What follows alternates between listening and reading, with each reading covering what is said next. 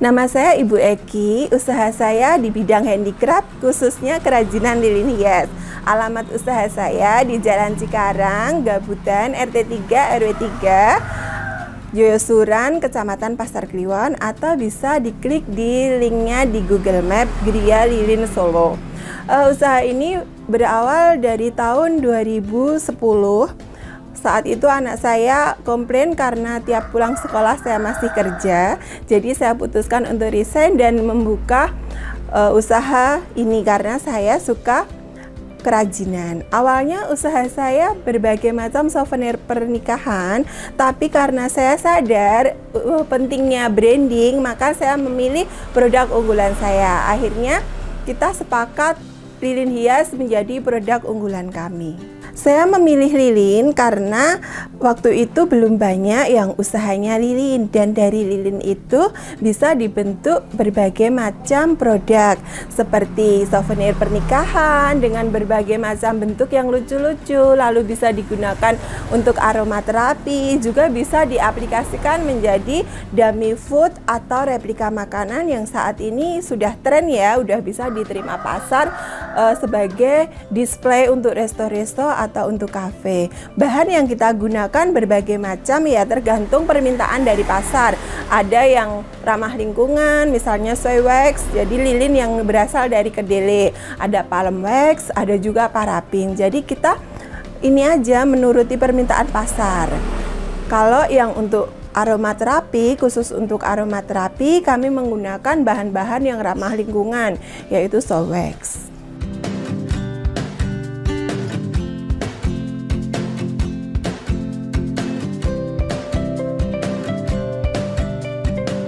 Saya membuat lilin hias itu waktu dulu pernah membantu suami saya menyiapkan souvenir untuk pernikahan kami.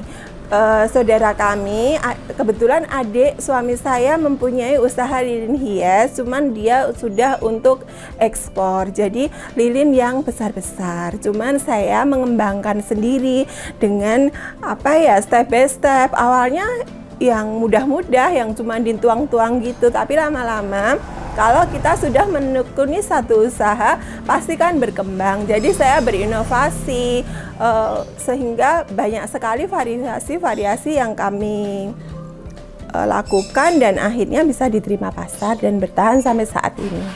Untuk proses produksi lilin sebetulnya sangat mudah. Hanya bahan-bahan kita campurkan lalu direbus ya, atau kalau bahan-bahan tertentu seperti parafin nggak boleh langsung kena api, jadi harus seperti di tim waktu kita membuat coklat. Tinggal itu diberi pewarna, kalau sudah tidak begitu panas baru kita tambahi aromaterapi, itu khusus yang buat aromaterapi. Kalau untuk yang bahan-bahan lain dan diaplikasikan menjadi berbagai macam produk, itu kita harus tetap belajar. Misalnya kita membuat bolu gulung batik, kita juga harus bisa membuat bolu gulung batik itu awalnya gimana gitu. Jadi proses yang asli itu harus kita tahu.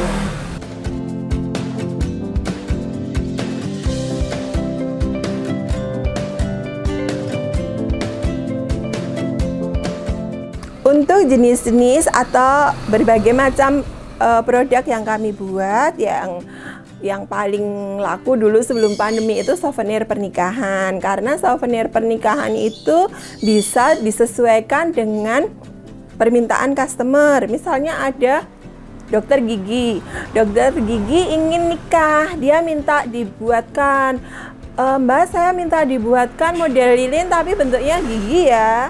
Oh gitu, ya udah kita nyoba aja, cari referensi di internet atau di mana yang model gigi itu gimana. Terus kita buat, kita bikin desainnya, lalu kita tunjukkan ke customer, dia suka ya sudah kita produksi.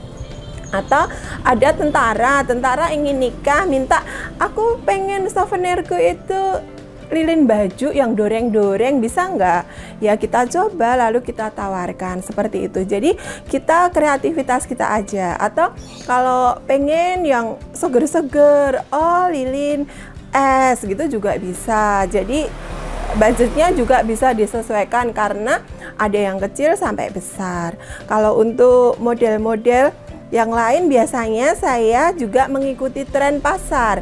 Misalnya zaman dulu kan rainbow itu di mana-mana lagi booming ya, ada kursi modelnya rainbow, ada cake modelnya rainbow. Ya udah kita ikut aja bikin lilin model rainbow dan akhirnya bisa booming juga karena memang pasar baru seneng dengan yang model itu, seperti itu.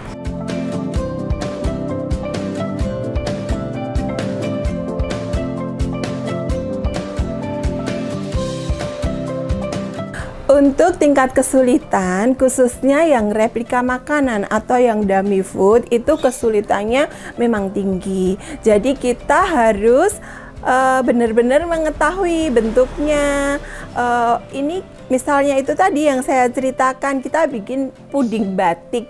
Puding batik aslinya caranya membuatnya gimana? Jadi kita aplikasikan lilin itu seolah-olah kita membuat puding batik aslinya, tapi kan kita juga dituntut untuk memenuhi permintaan mereka, tidak sesuka kita. Misalnya bikin warna merah yang kita buat dengan merah yang satu produk yang pesan ke kita itu mesti beda, jadi kita harus meniru mereka. Itu kadang tingkat kesulitannya di situ, padahal lilin itu tidak sekali jadi. Misalnya saat dibuat saat masih basah itu warnanya kuning, kuningnya sudah sesuai ya, tapi nanti setelah kering warnanya akan beda dan ditunggu 24 jam lagi warnanya juga beda lagi. Jadi gitu, kita memang harus terbiasa. Kita sudah tahu, oh ini kira-kira berarti kalau kuningnya seperti ini, besok jadinya kuningnya sama seperti pesanan enggak gitu. Itu harus dengan kita mencoba itu tadi, nggak bisa langsung kita disuruh bikin misalnya pukis. Nanti hari ini warnanya udah bener ya, tapi ternyata besok pagi itu agak jadi tuaan dikit gitu. Jadi memang harus mau belajar.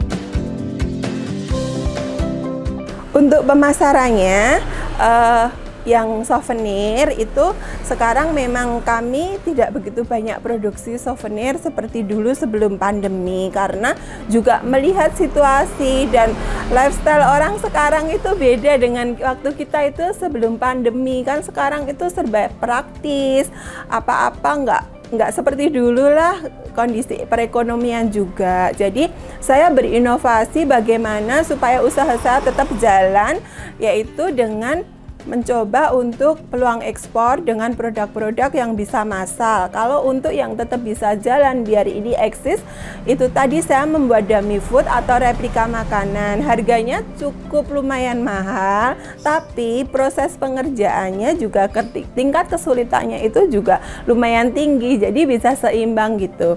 Kalau misalnya souvenir itu kan juga bisa massal, tapi kan untungnya sedikit, mungkin seperti itu, cuma dalam jumlah banyak. Jadi sekarang nggak apa-apa lah, yang penting usaha tetap jalan, biarpun itu tadi cuman harganya lumayan dihargai, tapi ya itu tingkat kesulitannya tinggi. Saya rasa juga sama saja sih dengan ini untuk kami, jadi sementara itu.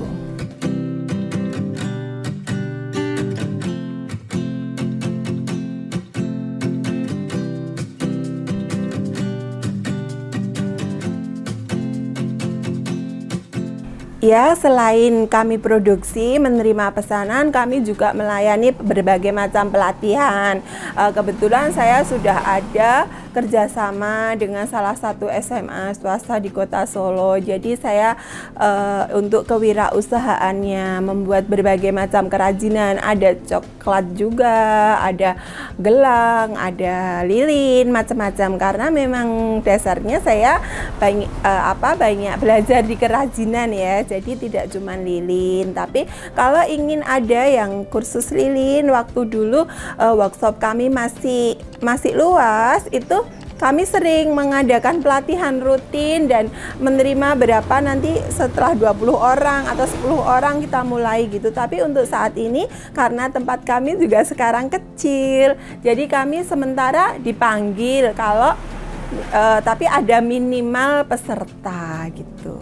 Saya senang untuk menumbuhkan jiwa kewirausahaan, terutama anak-anak remaja gitu. Tapi saya juga sering di pertemuan ibu-ibu seperti PKK, dan kami sering mengadakan pelatihan gratis untuk berbagai macam keterampilan.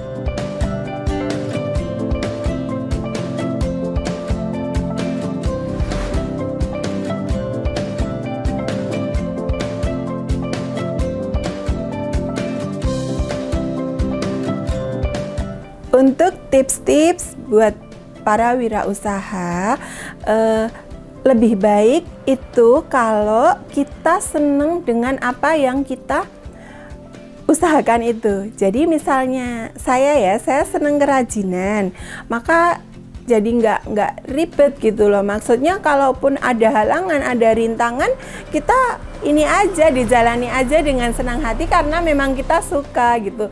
Lain kalau kita nggak suka. Terus kalau suka masak ya udah usaha aja, yang malah buat perempuan juga buat laki-laki juga. Kalau memang seneng hobinya masak, itu akan lebih baik kalau usahanya juga di bidang itu gitu.